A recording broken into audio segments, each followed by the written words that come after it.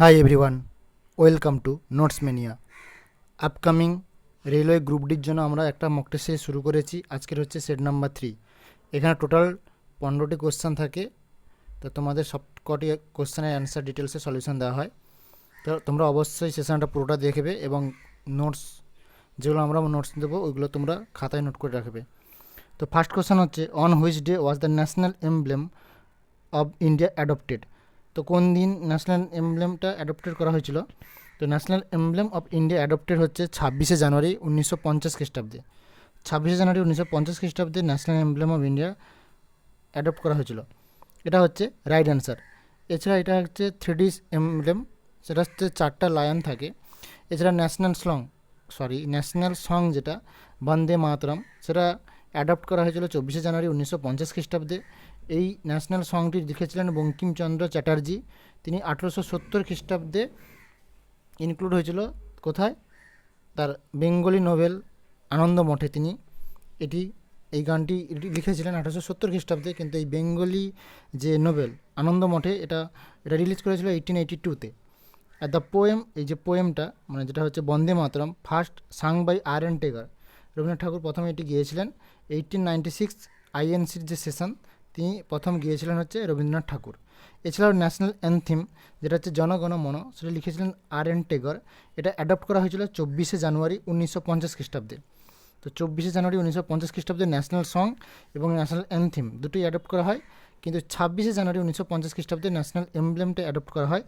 এছাড়াও national flag of India এটা adopt করা হয়েছিল 22শে জুলাই 1947 খ্রিস্টাব্দে।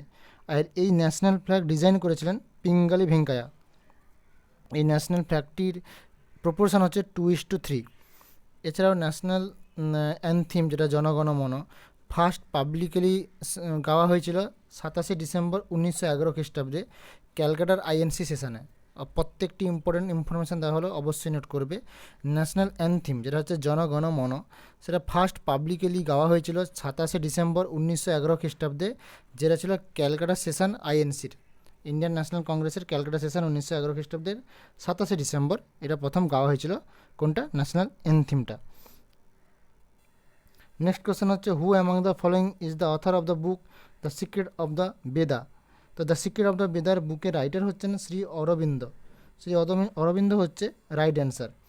এটা হচ্ছে একটা ইম্পর্টেন্ট বুক, এবং এই অরবিন্দর কতগুলো ইম্পর্টেন্ট বুক হচ্ছে the life divine, the mother, তারপরে সিনথেসিস অফ যোগা। এই প্রত্যেকটি হচ্ছে স্যার অরবিন্দর ইম্পর্টেন্ট কতগুলো বুক। এছাড়াও স্বামী বিবেকানন্দের ইম্পর্টেন্ট কতগুলো বুক হচ্ছে রাজা যোগা, কর্মযোগা এবং জ্ঞানযোগ। রাজাযোগ, কর্মযোগ এবং জ্ঞানযোগ, এটা হচ্ছে স্বামী বিবেকানন্দের ইম্পর্টেন্ট কতগুলো বুক। কোশ্চেন 3 হচ্ছে, which of the following day is celebrate as world water day? তো ওয়ার্ল্ড ওয়াটার ডে কত সালে কোন দিনটা আমরা পালন করি? তো রাইট অ্যান্সার হবে 22শে মার্চ। 22শে মার্চকে বলা হয় ওয়ার্ল্ড ওয়াটার ডে। 2022 সালের এর থিম ছিল ground water making the invisible visible. তো এইটা ছিল 2022-এর থিম। এছাড়াও 22শে মার্চ আর 22শে এপ্রিলের মধ্যে আমাদের গুলিয়ে যায়। 22শে মার্চ হচ্ছে ওয়ার্ল্ড ওয়াটার ডে, আর 22শে এপ্রিল হচ্ছে আর্থ ডে। নেক্সট কোশ্চেন হচ্ছে, who among the following Rajput rulers defeated Mohammad Ghori in the first battle of Tarain 1191 AD? তো প্রথমে তরাইনের যুদ্ধ হয়েছিল 1191 খ্রিস্টাব্দে। তো এটি মোহাম্মদ ঘুরির সঙ্গে কার হয়েছিল? তো রাইট অ্যান্সার হবে মোহাম্মদ ঘুরির সঙ্গে পৃথ্বীরাজ চৌহানের হয়েছিল। আর সেকেন্ড ব্যাটেল অফ তরাইন হয়েছিল 1192 খ্রিস্টাব্দে। এখানেও পৃথ্বীরাজ চৌহান এবং মোহাম্মদ ঘুরির মধ্যে হয়েছিল। প্রথমটিতে পৃথ্বীরাজ চৌহান জয়লাভ করেছিলেন, আর দ্বিতীয়টিতে মোহাম্মদ ঘুরি জয়লাভ করেছিলেন। এছাড়াও কোশ্চেন পড়ে থার্ড ব্যাটেল অফ তরাইন। তো থার্ড ব্যাটেল অফ তরাইন হয়েছিল ইলতুৎমিশ এবং তাজউদ্দিন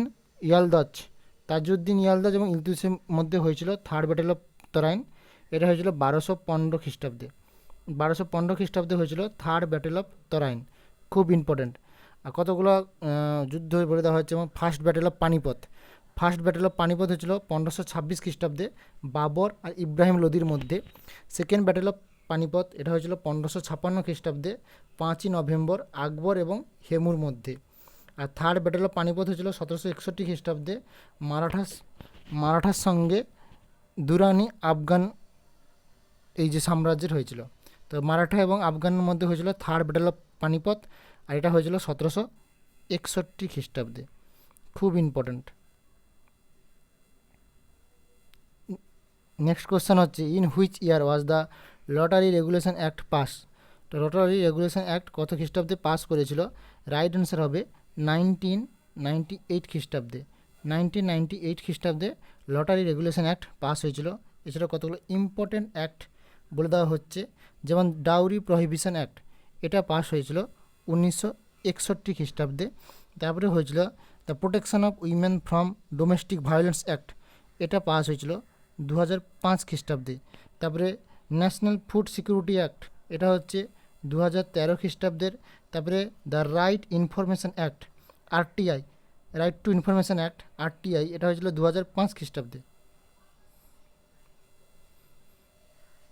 এছাড়াও সেন্ট্রাল ভিজিলেন্স কমিশন অ্যাক্ট, এটা হবে 2003 খ্রিস্টাব্দে। ওয়াইল্ড লাইফ প্রোটেকশন অ্যাক্ট 1972 খ্রিস্টাব্দে। 1972 খ্রিস্টাব্দে হচ্ছে ওয়াইল্ড লাইফ প্রোটেকশন অ্যাক্ট। তারপরে ইন্ডিয়ান ফরেস্ট অ্যাক্ট, এটা হবে 1927 খ্রিস্টাব্দে। দ্য এনভায়রনমেন্ট প্রোটেকশন অ্যাক্ট, এটা হবে 1986 খ্রিস্টাব্দে। The national green tribunal act, এটা হবে 2010 খ্রিস্টাব্দে। তারপরে চাইল্ড ম্যারেজ রেস্ট্রিক্ট অ্যাক্ট, এটা হবে 1929 খ্রিস্টাব্দে। প্রত্যেকটা অ্যাক্ট ইম্পর্ট্যান্ট, তোমরা অবশ্যই নোট করে নেবে। নেক্সট কোশ্চেন হচ্ছে, which of the following is an indirect tax of India? তো ডিরেক্ট ট্যাক্স আর ইনডিরেক্ট ট্যাক্স দুটো আছে। ইনডিরেক্ট ট্যাক্স হচ্ছে সেলস ট্যাক্স, এক্সাম্পল হচ্ছে sales tax, service tax, excise duty, তারপরে হচ্ছে ভ্যাট, আর হচ্ছে গুডস অ্যান্ড সার্ভিস ট্যাক্স। এ প্রত্যেকটি হচ্ছে ইনডিরেক্ট ট্যাক্স। তো এখানে হবে নাম্বার 1 হবে রাইট অ্যান্সার। আর ডিরেক্ট ট্যাক্স হচ্ছে income tax, wealth tax, corporate tax, capital gains tax. Income tax, corporation tax আর ক্যাপিটাল গেইন ট্যাক্স, এই প্রত্যেকটা হচ্ছে ডিরেক্ট ট্যাক্স। কেন জিএসটি এটা হচ্ছে ইনডিরেক্ট ট্যাক্স। নেক্সট কোশ্চেন হচ্ছে, tribes of Nicobar island pay their respect to the departed soul of death of the family during the, তো কোন ফেস্ট হবে? তো রাইট অ্যান্সার হবে এখানে ওসাউরি। ওসাউরি ফেস্টটা হচ্ছে আন্দামান এবং নিকোবরের একটি ফেস্টিভ্যাল। এছাড়াও হচ্ছে আন্দামান নিকোবরের যে কতগুলো ট্রাইব, যে ইম্পর্টেন্ট ট্রাইব থাকে, তা হচ্ছে জারোয়া, ওং, গ্রেট আন্দামান এবং সেন্টিনেলস। এই 4টি হচ্ছে ইম্পর্টেন্ট ট্রাইব, যেটা হচ্ছে আন্দামান নিকোবর আইল্যান্ডে বসবাস করে। এছাড়াও কতগুলো ইম্পর্টেন্ট এখানে যেমন ফেস্টিভ্যাল দেওয়া হচ্ছে, সেটা হচ্ছে গাজন ফেস্টিভ্যাল, এটা হচ্ছে মোস্টলি সেলিব্রেটেড ওয়েস্ট বেঙ্গল। তারপরে হচ্ছে কল্পতরু ফেস্টিভ্যাল, এটাও কিন্তু ওয়েস্ট বেঙ্গলে বেশি সেলিব্রেট করা হয় 1 জানুয়ারি। রামকৃষ্ণ মঠ এখান থেকে শুরু হয়েছিল এটা কল্পতরু ফেস্টিভ্যালটা। নেক্সট কোশ্চেন হচ্ছে, dash was an important port city in ancient India? তো এখানে অপশান দেওয়া আছে, তার মধ্যে ইম্পর্টেন্ট পোর্ট সিটি হবে তাম্রলিপ্ত। তো রাইট অ্যান্সার হবে তাম্রলিপ্ত। এটা হচ্ছে ইম্পর্টেন্ট পোর্ট অ্যানসিয়েন্ট ইন্ডিয়াতে। এছাড়া আছে সারাভস্তি। সারাভস্তি হচ্ছে capital of ancient Indian kingdom of Kosala. কোসালার হচ্ছে ক্যাপিটাল হচ্ছে সারাভস্তি। অ্যানসিয়েন্ট ইন্ডিয়ার ইম্পর্টেন্ট পোর্টগুলি হলো লোথাল, তাম্রলিপ্ত, বারাউচ, সোপারা, তুতিকরিম এবং পুনফুহার। এই প্রত্যেকটি হচ্ছে অ্যানসিয়েন্ট ইন্ডিয়ার ইম্পর্টেন্ট পোর্ট। আর এই তাম্রলিপ্ত হচ্ছে এটা মিদনাপুর ডিস্ট্রিক্টে অবস্থিত, বর্তমানে যেটাকে তমলুক বলা হয়। নেক্সট কোশ্চেন হচ্ছে, which of the following is also known as white mountain? তো হোয়াইট মাউন্টেন এদের মধ্যে কোনটি? তো হোয়াইট মাউন্টেন বলা হয় ধৌলাগিরিকে। ধৌলাগিরি 1কে বলা হয় হোয়াইট মাউন্টেন। এছাড়াও এশিয়ার হাইয়েস্ট পিক হচ্ছে মাউন্ট এভারেস্ট, আর আফ্রিকার হাইয়েস্ট পিক হচ্ছে মাউন্ট কিলিমানজারো। এছাড়াও লিখে রাখতে পারো, সাতপুরার হাইয়েস্ট পিক হচ্ছে ধূপগড়, আরাবল্লীর হাইয়েস্ট পিক হচ্ছে গুরু শিখর, ওয়েস্টার্ন ঘাটের হাইয়েস্ট পিক হচ্ছে আনাইমুদি, ইস্টার্ন ঘাটের হাইয়েস্ট পিক হচ্ছে জিন্দাগাড়া। এছাড়াও নীলগিরি হাইয়েস্ট পিক হচ্ছে দোদাবাতা, এবং আন্দামানের নিকোবরের এর হাইয়েস্ট পিক হচ্ছে স্যাডেল পিক। এ প্রত্যেকটি ইম্পর্ট্যান্ট, তোমরা অবশ্যই প্রত্যেকটি লিখে রাখতে পারো। নেক্সট কোশ্চেন হচ্ছে, with which of the following ocean would you associated ring of fire?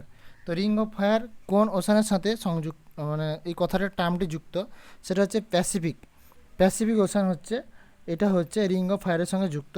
এটা হচ্ছে world largest number of active volcano এখানে পাওয়া যায়। তো ওয়ার্ল্ডের largest number of active volcano পাওয়া যায় এই প্যাসিফিক ওশানে, তাই পুরোটাকেই বলা হয় ring of fire. Next question হচ্ছে which of the following amendment of constitution of India added a new fundamental duty under article 51 A। তো রাইট অ্যান্সার হবে 86 constitution amendment act 2002। 86 constitution amendment act 2002 হবে right answer.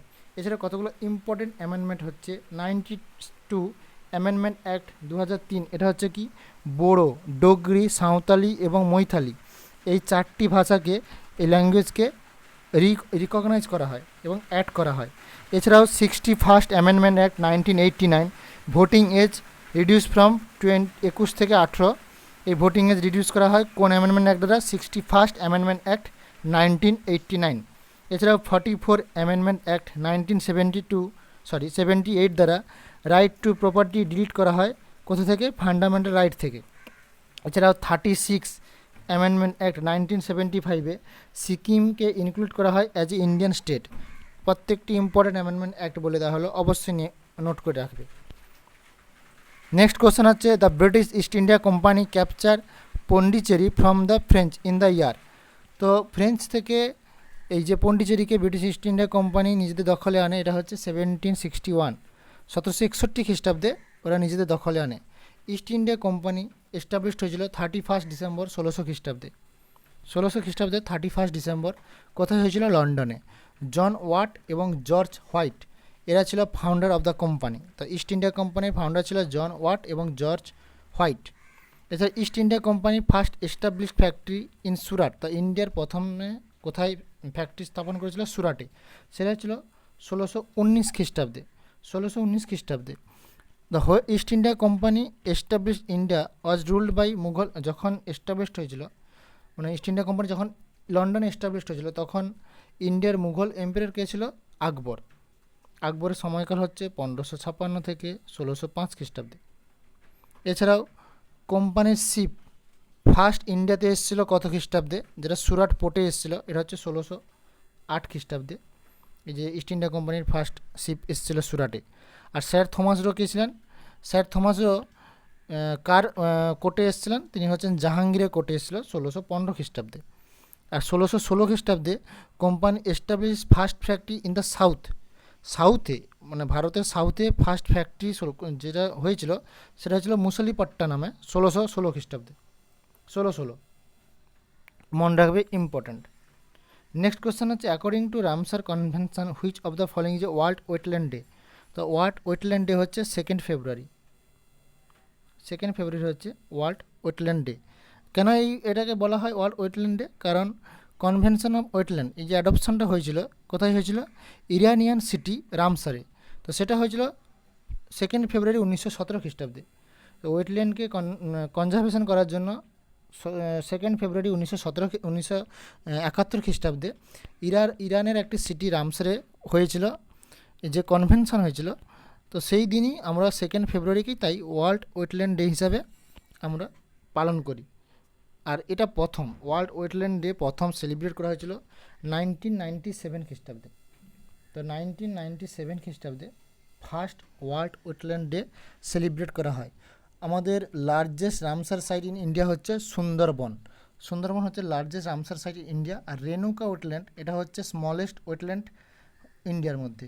তো smallest wetland Ramsar site of India হচ্ছে Renuka wetland. বর্তমানে 49 Ramsar wetland site আছে ইন্ডিয়াতে। আর first designated Ramsar site ওয়াজ, মানে একেবারে ওয়ার্ল্ডের মধ্যে ফার্স্ট হচ্ছে ডেজিগনেটেড, যেটা হচ্ছে কোবৌরি পেনিনসুলা। এটা হচ্ছে অস্ট্রেলিয়ার। কোবৌরি পেনিনসুলা হচ্ছে ফার্স্ট রামসার সাইট। আর চিল্কা লেক এবং কেওলাডো ন্যাশনাল পার্ক এটা হচ্ছে ইন্ডিয়ার ফার্স্ট ওয়েটল্যান্ড, যেটা হয়েছিল রামসার সাইডে অ্যাড হয়েছিল, সেটা হচ্ছিল 1981 খ্রিস্টাব্দে। তো প্রথম 1981 খ্রিস্টাব্দে first Indian wetland added to the Ramsar site সেটা হচ্ছে চিল্কা লেক, যেটা উড়িষ্যাতে অবস্থিত, আর কেওলাডো ন্যাশনাল পার্ক, যেটা হচ্ছে রাজস্থানে অবস্থিত।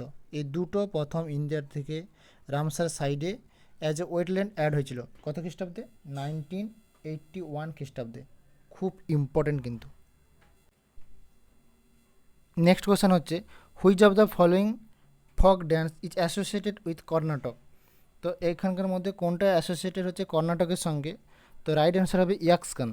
ইয়াক্সগান হচ্ছে কর্ণাটকের একটি ড্যান্স। এছাড়াও আছে হুতারি, সুগি, কারগা, কুনিথা, লম্বি। এই প্রত্যেকটি হচ্ছে কর্ণাটকের ইম্পর্টেন্ট ড্যান্স। এছাড়াও এখানে যা আছে ভেদি ভাগবতম, এটা হচ্ছে ফেমাস ড্যান্স অন্ধ্রপ্রদেশের, ভেদি ভাগবতম। এছাড়া হচ্ছে ঝোরা ড্যান্স। ঝোরা ড্যান্স হচ্ছে উত্তরাখণ্ডের ইম্পর্টেন্ট ড্যান্স। আর যাত্রা, যাত্রা হচ্ছে ওড়িশা এবং ওয়েস্টবেঙ্গলের একটা ইম্পর্টেন্ট ড্যান্স। নেক্সট কোয়েশ্চেন হচ্ছে when was Indian first TV transmitter was installed. তো রাইট অ্যান্সার হবে প্রথম যবে টিভি ট্রান্সমিটার ইনস্টল হয়েছিল সেটা হচ্ছে 15ই সেপ্টেম্বর 1959 খ্রিস্টাব্দে terrestrial television was launch in India. 15ই September 1959 the daily broadcast started. Daily broadcast যে স্টার্ট হয়েছিল ইন্ডিয়াতে সেটি হচ্ছে 1965 খ্রিস্টাব্দে। এটা কী ছিল? এটা অল ইন্ডিয়া রেডিওর একটা পার্ট ছিল, যেটা ডেলি ব্রডকাস্ট হয়ে শুরু হয়েছিল, সেটা হয়েছিল 1965 খ্রিস্টাব্দে। আর এআইআর অর্থাৎ অল ইন্ডিয়া রেডিওর হেডকোয়ার্টার হচ্ছে নিউ দিল্লিতে। আর এটা এস্টাবলিশড হয়েছিল 1936 খ্রিস্টাব্দে। AIR all India radio established হয়েছিল 1936 খ্রিস্টাব্দে। এটাই ছিল আমাদের লাস্ট কোশ্চেন। যারা রেলওয়ে গ্রুপ ডি এক্সাম দেবে তাদেরকে অবশ্যই ভিডিওটি শেয়ার করবে এবং তোমরা লাইক দেবে, কমেন্টে জানাবে তোমাদের কেমন কেমন কোশ্চেন দরকার।